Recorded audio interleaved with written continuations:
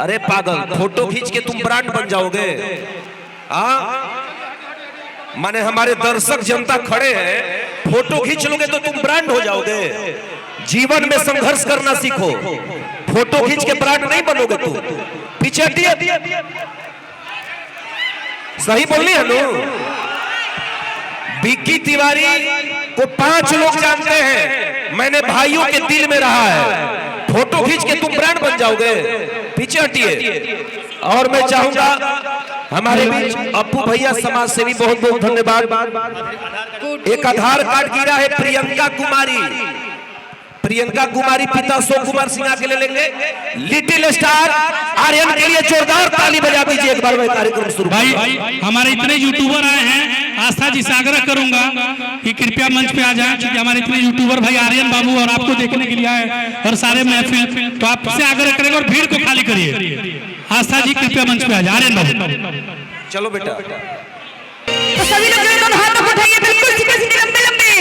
और सभी लोग जितने स्टेज पे हमारे गणमान्य लोग उपस्थित है, सबके लिए जोरदार तालियां बजानी है और कहने क्या कि इंटरनेशनल लिट्टी चोखा जे खैलस ना पैलस धोखा, इंटरनेशनल लिट्टी चोखा जे खैलस ना पैलस धोखा।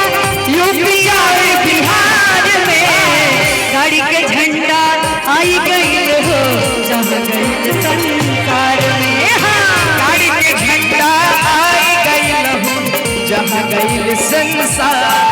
अरे इंटरनेशनल लिट्टी चोखा, इंटरनेशनल लिट्टी चोखा। हम बीच में रोकना चाहेंगे, एक सेकंड। हाँ बिल्कुल बिल्कुल, हम रोकना चाहेंगे राकेश भैया, हम सबके बीच में हमने के तगावते रहमरा, लेकिन रहुआ आई बाई पर दू शब्द कुछ बोली। बिल्कुल बिल्कुल। सबसे पहले बक्सर के इस सम्मानित जनता के गोड़ लागताने आशीर्वाद बानो, दोनों हाथ उठा के बोली सबे आशीर्वाद बानो। आज से 1 महीना पहले लगभग हम आई रहे, माननीय अमित शाह जी के कार्यक्रम ये बक्सर में रहे, वो घड़ी आशीर्वाद मांग के गई रहे। 20 में हमने के एनडीए 2 सीट पर सिमट गई रहे। अब की बारी आशीर्वाद मिले कि पूरा सहाबा में भागवा लहरा है, और रउआ सबके आशीर्वाद मिलो तो पुनः रउआ सबके गोल लागे आई बारी और आशीर्वाद मांगे आई बारी। अब की बारी बस अपने कही के जाई, जौन प्यार आशीर्वाद रउआ सब एनडीए के भर भर के देवे वाले, ओकरा के कर समेत सेवा करके रउआ सबके चुकाई जा। जहिया से घर घर पर शिक्षा, एजुकेशन, सुरक्षा पहुंचे लगी साहबाद के कोना कोना में, वो दिन लगी कि एनडीए के संकल्प जो हम निकल ले रही जा उस सही महीना में प्रफुल्लित होइल बा।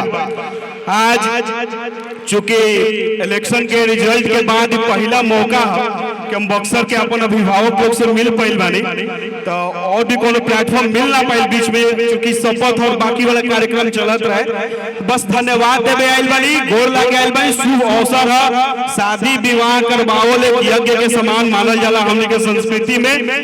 शुभ अवसर पर हुआ सबके आशीर्वाद मिलल, एकरा खातिर विशेष रूप से आभार व्यक्त करतनी, आयोजक मंडली के आभार व्यक्त करतनी। साथ ही हमार छोट भाई है, चाचा कहेला लेकिन भतीजे लागी, भाइयों कही सकतनी कोनो बात नहीं के। हम जब चुनाव लड़त रही कहा केरला या गुजरात कहीं जात रह, रात के 12 बजे हमरा के फोन कैले कि चाचा राउर गाना रिकॉर्ड करके हम भेज दिले बानी, तो चुनाव में चलवा ले।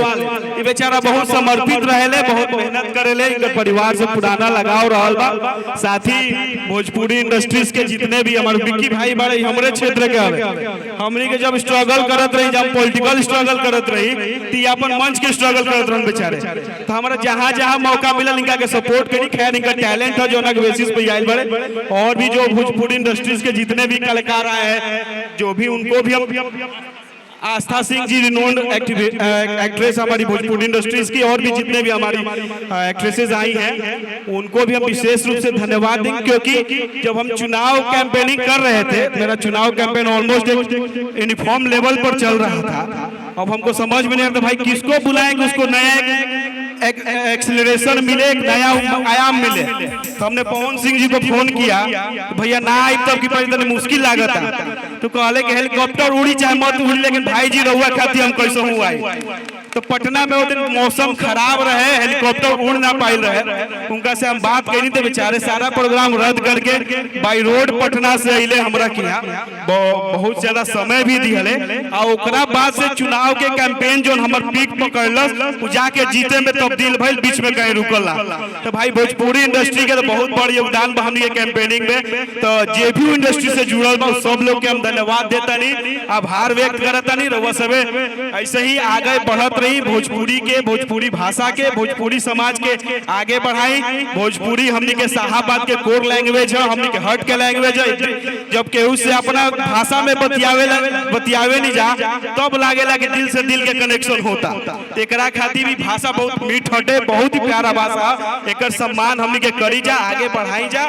और क्षेत्र के विकास खातिर, क्षेत्र के एक नया पहचान देवे खातिर खाली बक्सरे विधानसभा ना, जब खोजब सबे शाहाबाद के एगो विधायक रही है वो सबके सेवा में उपस्थित रही है। अपने कह के वाणी के विराम देता नहीं।